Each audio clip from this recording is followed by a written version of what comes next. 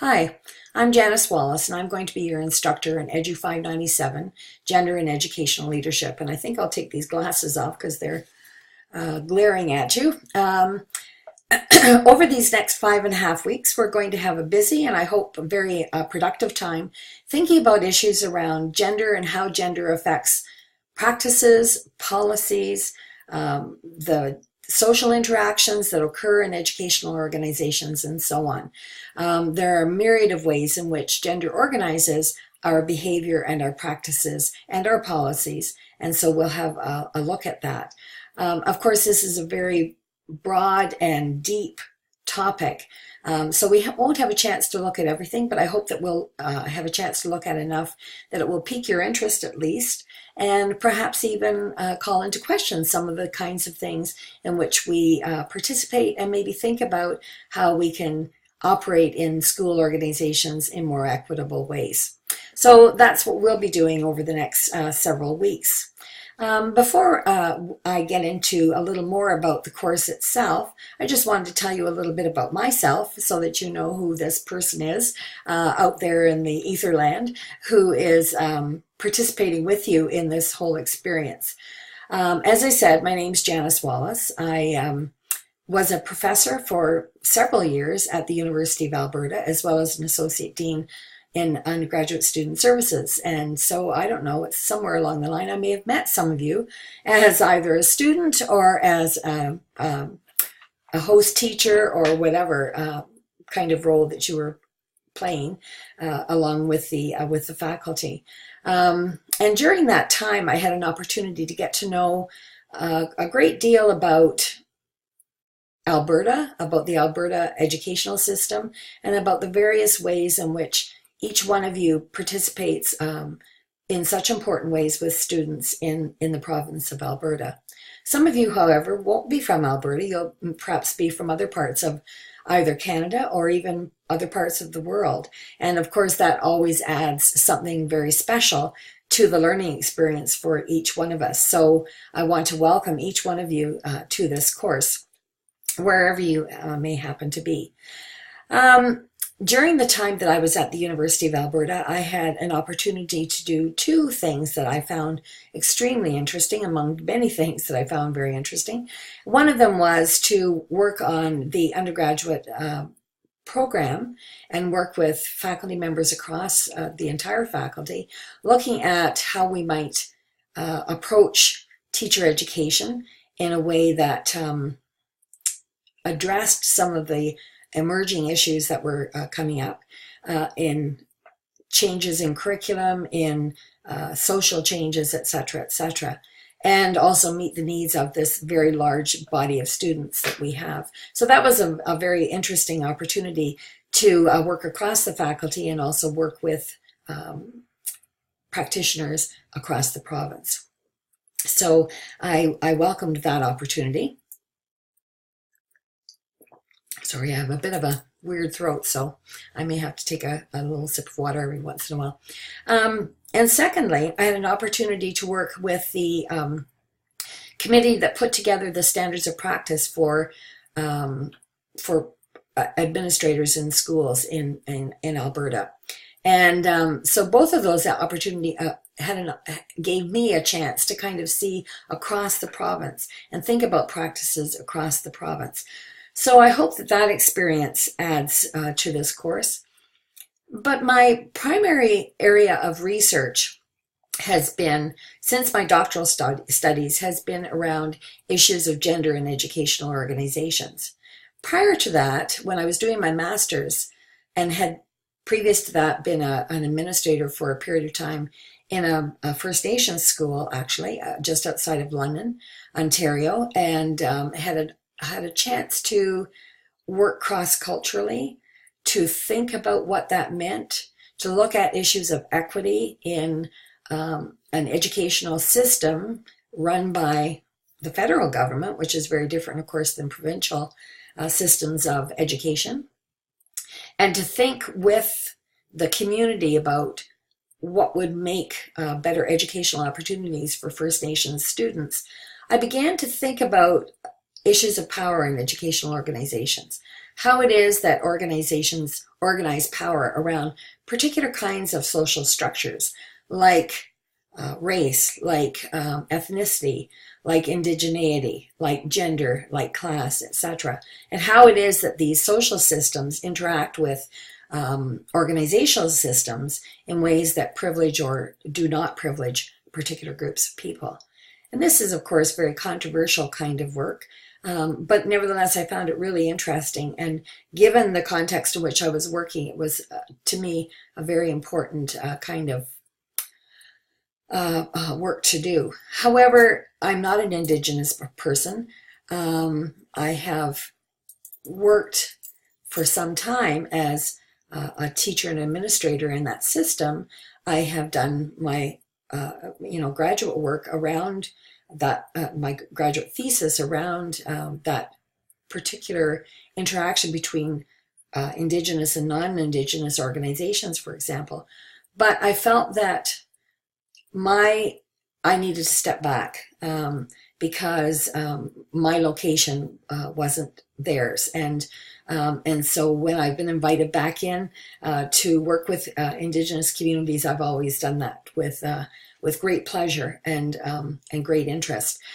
But my issue is gender. It's something that I carry with me. All of us carry it with me and with us, and so I became really interested, along with some scholars at Western, where I was doing my master's, and thinking about these issues. And so when I went to OISE and had to declare what it was that I wanted to explore, I decided that I wanted to explore issues of resistance to gender equity policy.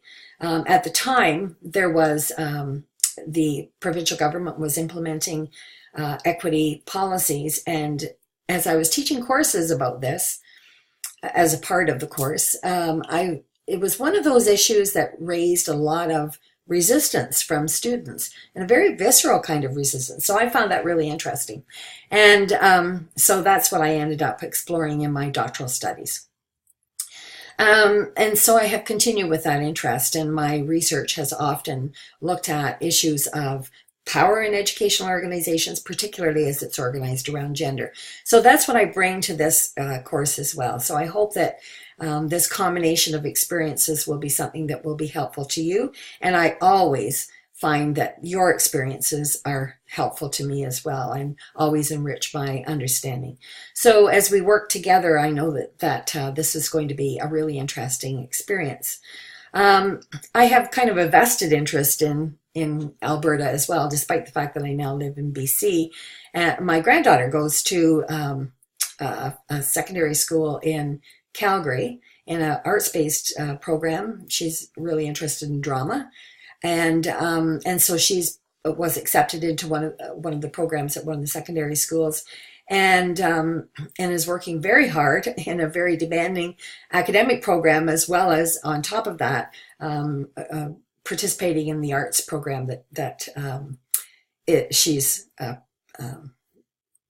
involved in. And so her wonderful educational experience demonstrates to me in a very personal way how significant and how strong the educational system is in Alberta. And so I always find it a wonderful opportunity to continue to work with teachers and administrators in the province of Alberta. As I mentioned, I live in Victoria. If you're ever here, let me know and we can get together for a cup of coffee. That happens from time to time, and it's always a great pleasure for me. But there are lots of ways for us to get in touch with one another. So if you have questions about the course at all, about the assignments, that sort of thing, please feel free to get in touch with me, and we can communicate either through email, Skype, by phone call, etc., etc. So there are all kinds of ways in which I can ensure that any of your questions are answered to your satisfaction. So don't ever hesitate to get in touch with me. In fact, most often it's better to get in touch sooner rather than later if you have a question. So please do so. So that's a little bit about me, and I've shared a little bit more on the website.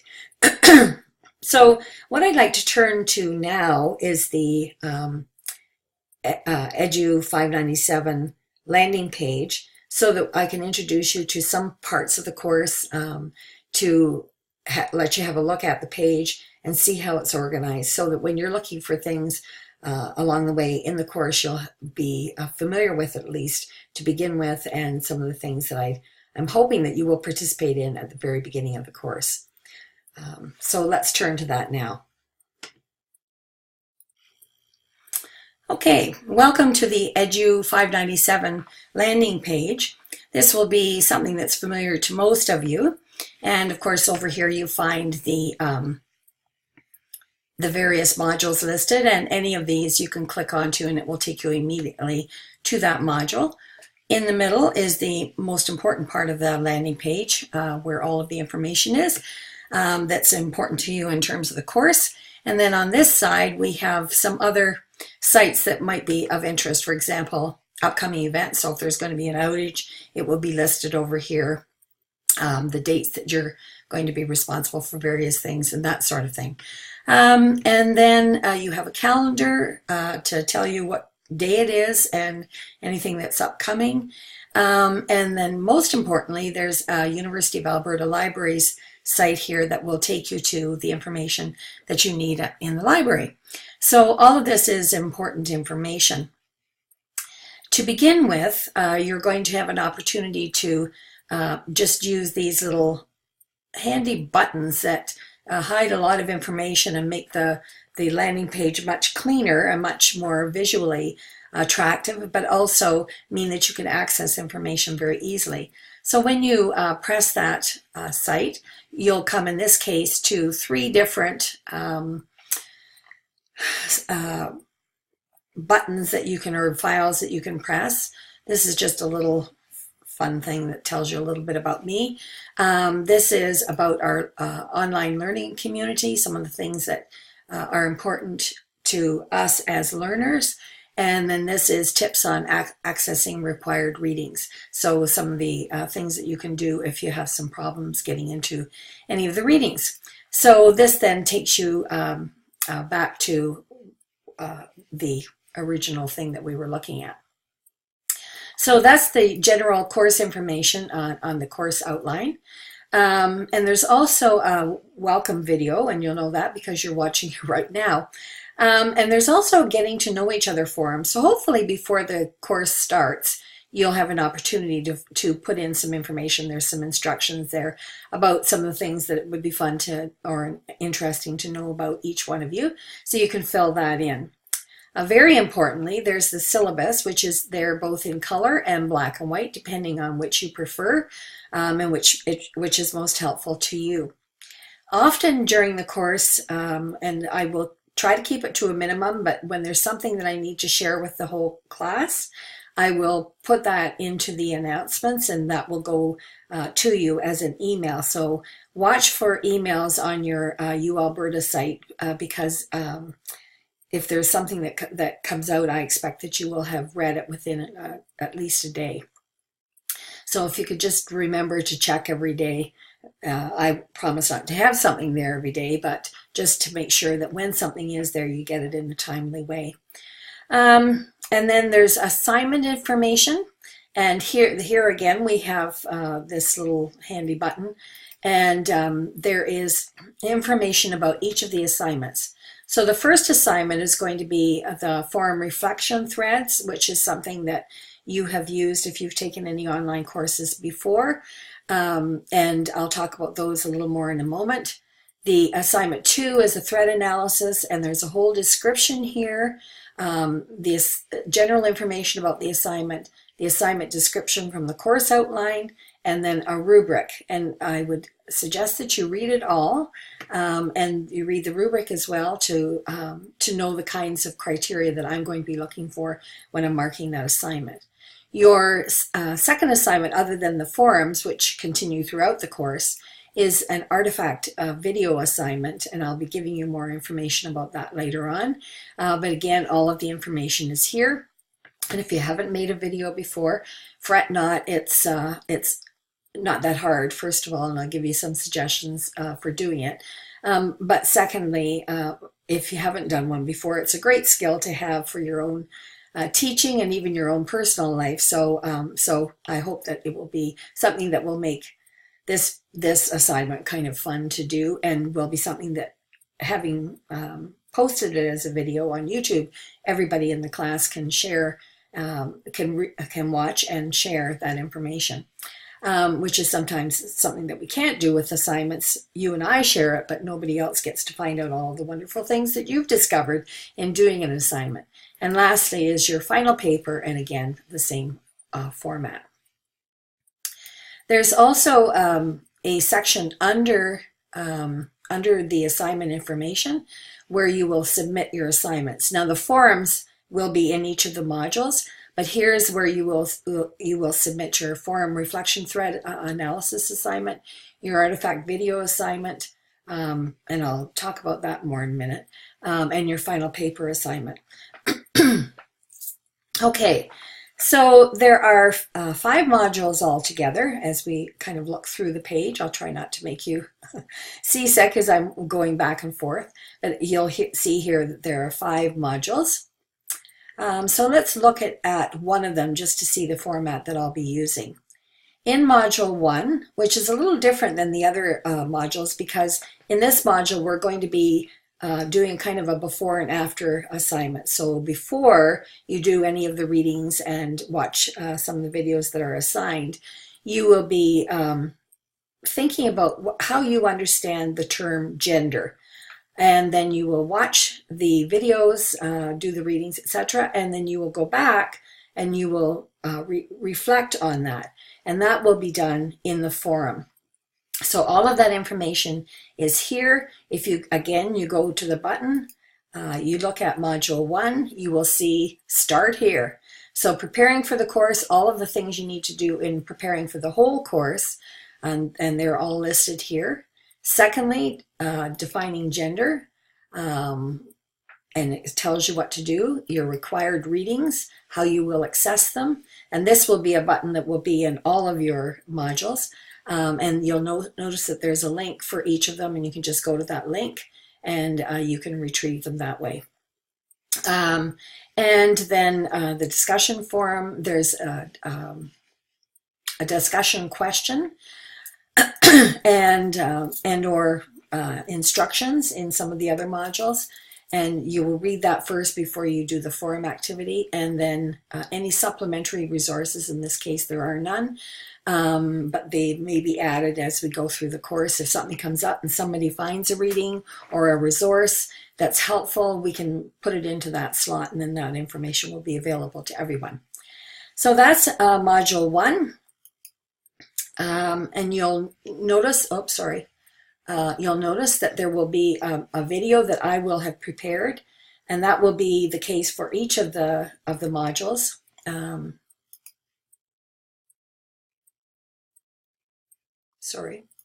Okay, let's go back to the module. For each of the modules, I will have also prepared a video, and it will be listed as video defining, in this case, defining gender, and I talk about the whole notion of gender, and that will be part of your preparation after you've thought about the meaning of gender. The second module, we won't go through all of them, but the second module, the same thing, where you have the buttons at the top with all of the information that you'll need. And of course, if you need more information, you can get in touch with me, but it will be there, the video and the Module 2 forum. So you'll notice there's a forum for each of the modules. So I hope that information is helpful. Now, I did mention that I would talk a little bit about the, if I can get to it, the artifact video assignment. And in this video, in this module, you're talking about intersectionality, but in this video, what you're asked to do is to think about things that happen in schools that reflect the kinds of gendered relations that we're talking about in this course. And it can be any kind of an artifact that demonstrates that. So it could be, and these are some that some of the students have done, the signs on washrooms in the school, the sign-up book in the office, the list of responsibilities in the staff room, the sports roster, or the representation of sports in the school, etc., etc. So there are myriads of ways in which gender organizes the ways in which we participate, or the ways in which things are organized in our school. And we often don't even recognize it until all of a sudden, when we are taking a course like this, for example, and we begin to see it everywhere.